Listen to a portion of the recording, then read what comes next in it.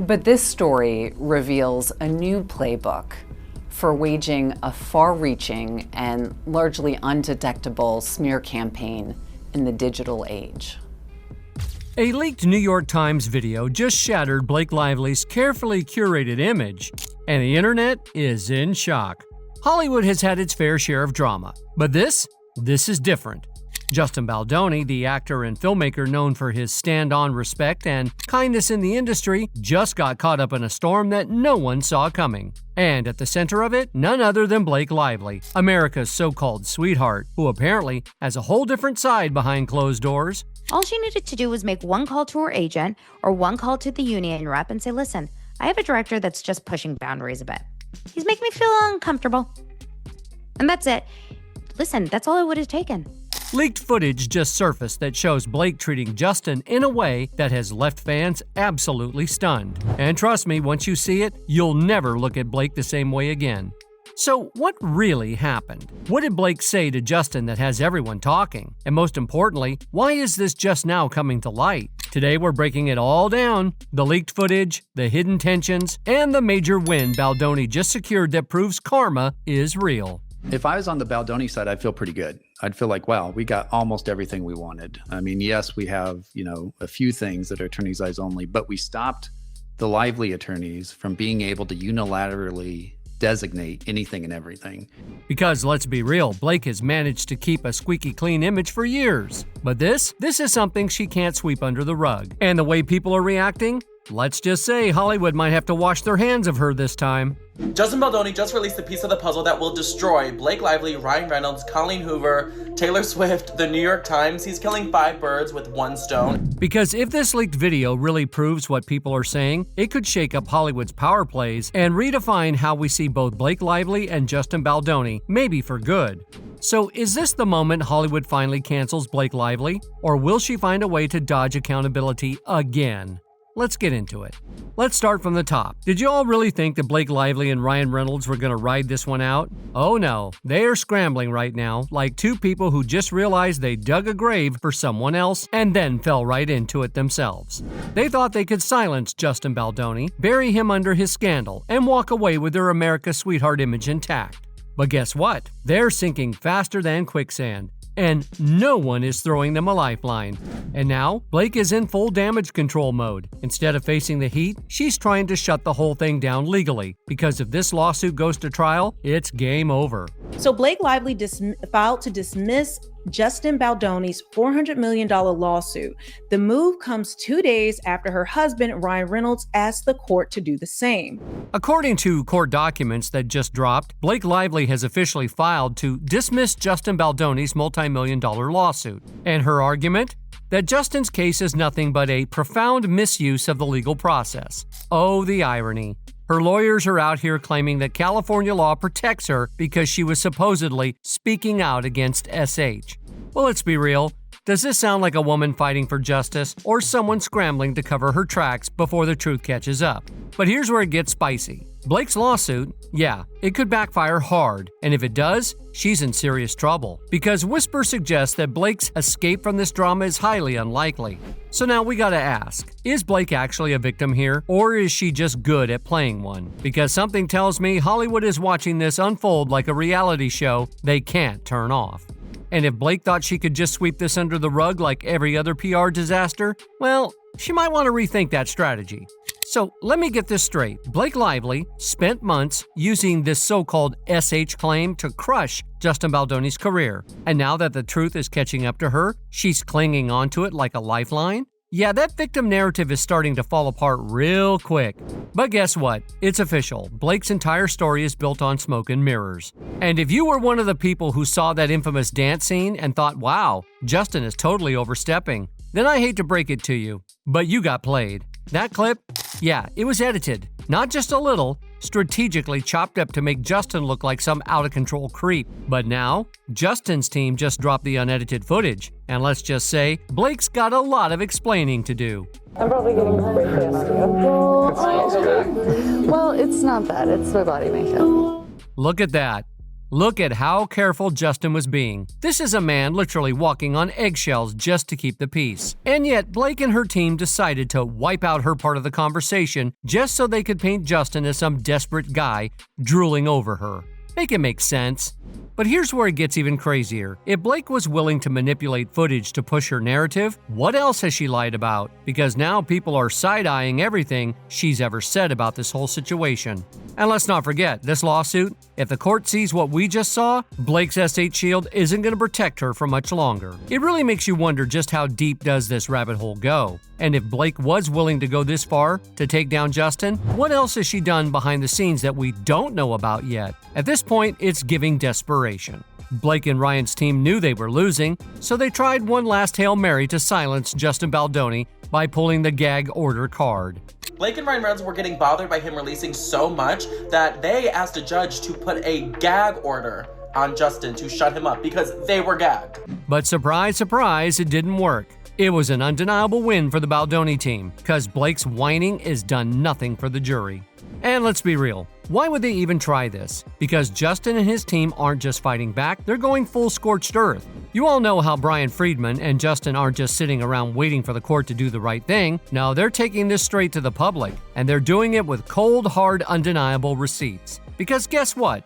They launched an entire website. Yep, you heard that right. A whole website dedicated to exposing Blake and Ryan's legal mess. It went live on Saturday, and it's called Lawsuit Info. And if you're wondering what's inside, let me tell you. It's 168 pages of a full-blown timeline, legal filings, and receipts that lay everything out from the start of this scandal to now. And from the looks of it, Justin Baldoni is winning in the court of public opinion. And now with the gag order rejected, Blake and Ryan can't even run from this anymore. But that's not even the best part, which will help Baldoni in court. You know how Blake and her team have been pushing this whole workplace harassment destroyed her career narrative, crying about how this entire ordeal took a toll on her physical and mental health. Well, it turns out they just accidentally exposed themselves.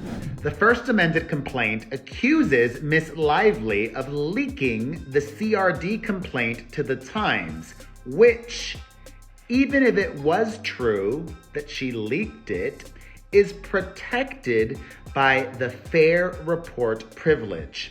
Did you catch that? In her own dismissal filings, Blake's team basically confirmed that she leaked the details of her civil complaint to the New York Times. And not just that, they're now arguing that she can't be sued for it, because according to them, it falls under journalistic privilege and First Amendment rights. So let's get this straight. Blake voluntarily leaked her complaint to a major media outlet, painted herself as the ultimate victim, and then when the lawsuit came back to bite her, she's hiding behind legal loopholes to dodge accountability? Make it make sense. Well, they did Baldoni a favor here. The New York Times has always maintained that they reported fairly and even fought to get a stay. But now, Blake's own team is out here indirectly admitting that they handed the New York Times the details in the first place. Oops.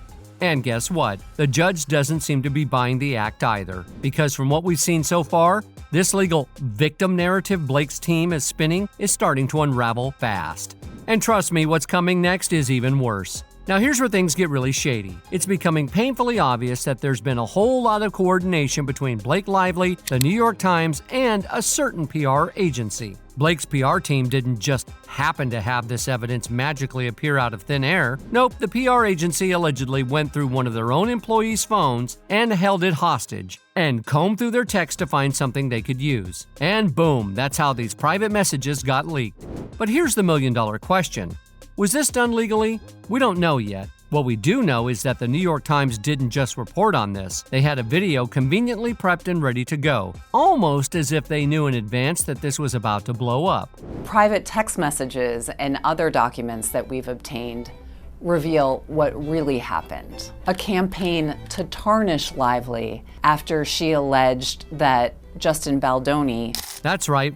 Whether Justin Baldoni responded or not, this hit piece was locked, loaded, and waiting for the perfect moment. And now, that very same video is about to become a key piece of evidence in the lawsuit. Because if Justin's side proves that the video was deceptively edited, that means one thing. Blake, her team, and the New York Times were not just reporting, they were orchestrating. Not a legal expert over here, but once you listen to this, you know the answer yourself. This is what the New York Times had to say about Melissa Nathan, PR crisis expert. Nathan came up with a document spelling out her plans, but Baldoni wanted more. A publicist who had already been working with Baldoni wrote to Nathan, he wants to feel like she can be buried. You know we can bury anyone, Nathan wrote.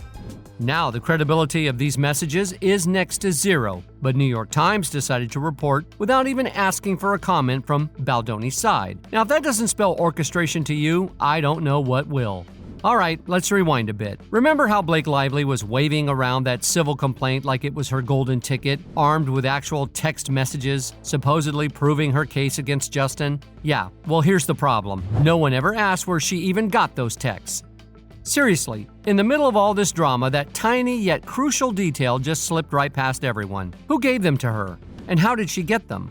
And why did no one question it? Now fast forward to that infamous New York Times article, and let me tell you, it was not just some expose, it was a strategic takedown. Some people looked into the metadata of that New York Times article, and it looks like Blake Lively sent the New York Times all her text with her and Justin on October 31st. And sources have reported that the whole campaign was only because Blake couldn't really stand to lose her it girl standing in the industry, so she tried to blow this issue with Baldoni up with the help of the New York Times. Now, it might just be fans talking, but it really does make a lot more sense that whatever Blake's camp is trying to promote. On that note, even her hair care line is falling apart.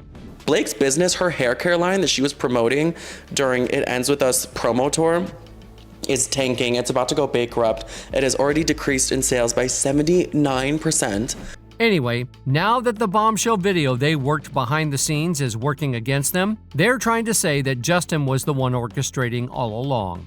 Their lawyer said that Justin has further made it clear that his priority is completely torpedoing Blake Lively's career for the rest of her life. And this could actually all be over in 3 days, because Blake and Ryan just asked a judge to dismiss this whole court case because they are trying anything to get this to stop because it's ruining their careers. They're switching narratives at the drop of a hat, and that isn't helping their case one bit. So at this point, the general consensus is clear. Blake Lively wasn't just a victim in this situation. She was the one pulling the strings. And guess what? She wasn't acting alone.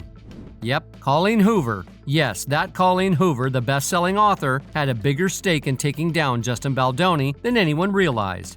Now let me break this down so it doesn't come as a total shock to the fans in the back. First, let's talk business. See, Colleen already had sold the movie rights for It Ends With Us to Justin Baldoni, and that deal happened almost 2 years before the film even got into production. So what changed? Well, the moment Blake and Colleen got close during production, things took a dramatic turn. Sources believe that Colleen saw an opportunity, because think about it, if she could help Blake take down Baldoni, she'd have 2 Hollywood powerhouses, Blake and Ryan, in her corner. And what does that mean?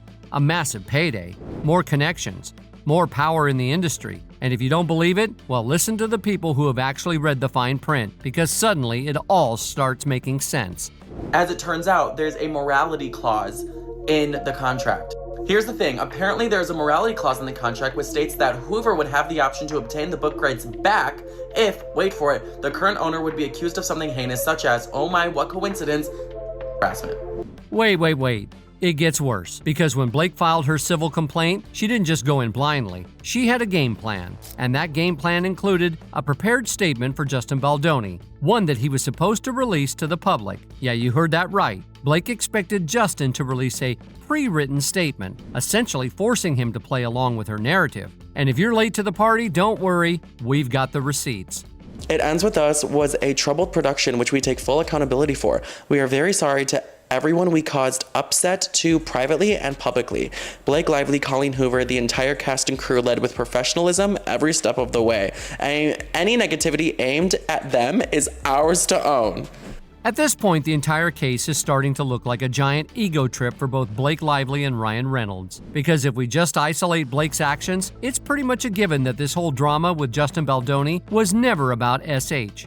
It was about control. Think about it. If the allegations were truly as serious as Blake wanted everyone to believe, why was she only demanding a statement from Justin? If she were really a victim, she would have taken real action, not just tried to coerce Justin into saying something publicly that fit her narrative. But no, Blake came into this movie like a squatter. She inserted herself into the project that was already in motion, made demands, caused chaos, and when things didn't go her way, she tried to burn it all to the ground. And it turns out the court saw right through it.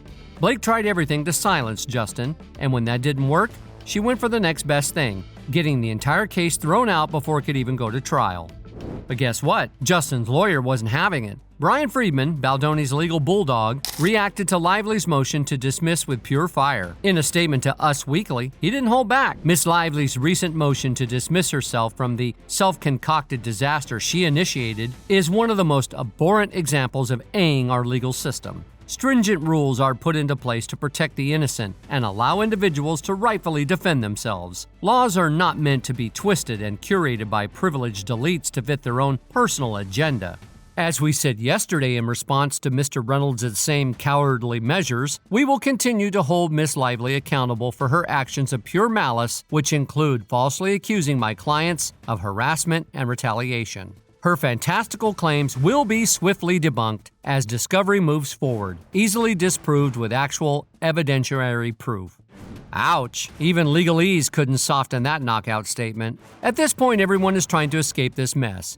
Even Blake Lively's own publicist is running for the hills. Now let's not forget, this publicist was one of the key players in pushing Blake's SH claims. She was out there, loud and proud, backing Blake's story. But now, she's singing a whole different tune. She straight up said, "Oh, that was just my opinion."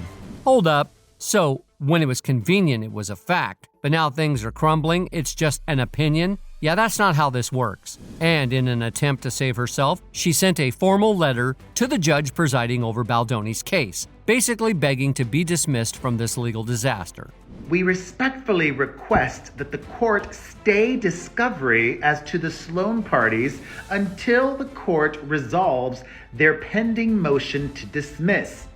The judge wasn't having it. Not only did the judge reject her motion, but this little backpedaling act could have some serious consequences for her. Because if she was willing to switch up her stance this easily, what does that say about Blake's entire case? Now remember those text messages that somehow magically landed in Blake's hands? For the longest time, people just assumed, oh, must have been some salty ex-employee. Well, guess what? We've got the identity. And it's not just an ex-employee. It's Baldoni's former publicist, Stephanie Jones.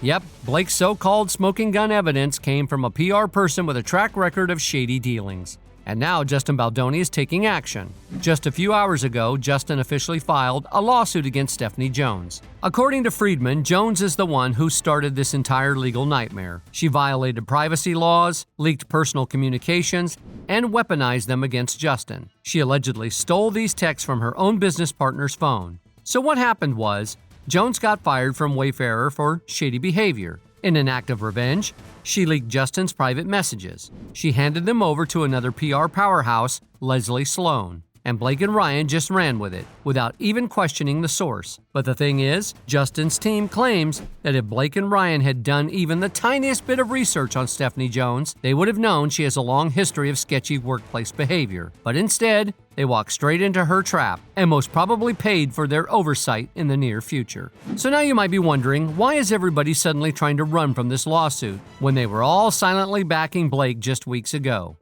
Well, there are two major reasons. And let's just say the streets are talking. First, the people Blake and Ryan strong-armed in supporting them are now backtracking.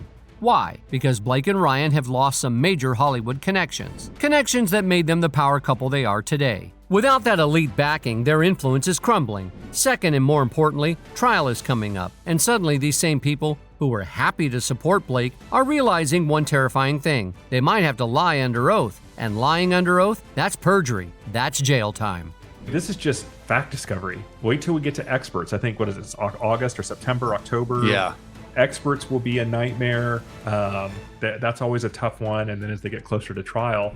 All those haters who swore Justin would settle out of court, y'all are in for a shock, because he's not budging. For weeks, people speculated that Justin might just take the easy way out, settle, move on, and be done with the drama. But that's not happening. Nope. Justin Baldoni is taking this all the way. And at this point, he doesn't even have to destroy Blake and Ryan. They're doing that all by themselves. Every twist, every new revelation, every desperate legal move from Team Lively is proving just one thing, that this was never about justice. It was about power, manipulation, and revenge. And now, the booby trap they set for Justin is blowing up right in their faces. With the trial right around the corner, it's becoming painfully obvious that there's no one left to save Blake and Ryan from the mess they created. And Brian ensures that Justin Baldoni is walking to that courtroom to do one thing. He's about to prove his innocence. Justin has been destroyed by this. The company, the individuals of the company, this is a really serious thing. And in this day and age, the only way that you can truly get back and is to prove your innocence. And that's just the beginning. Do you think Blake and Ryan have any chance of bouncing back from this? Or is their downfall inevitable? Drop your thoughts in the comments and let's get into it.